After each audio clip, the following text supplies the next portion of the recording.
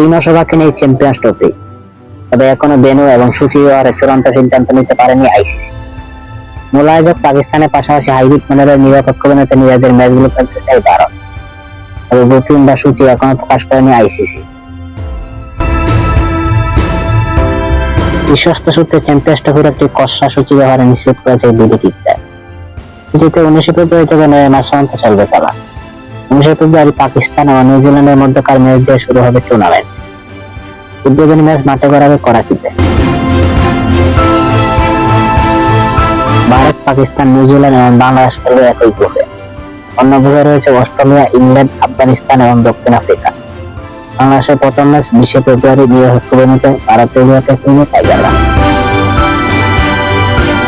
বাংলাদেশের পরবর্তী ম্যাচ 24 ফেব্রুয়ারি, প্রতিপক্ষ নিউজিল্যান্ড। গ্রুপ পর্বের শেষ ম্যাচে 27 ফেব্রুয়ারি পাকিস্তানের বিপক্ষে মাঠে নামবে টাইগাররা। ভারত বাদে বাকি দুই ম্যাচ বাংলাদেশ খেলবে রাওয়ালপিন্ডিতে।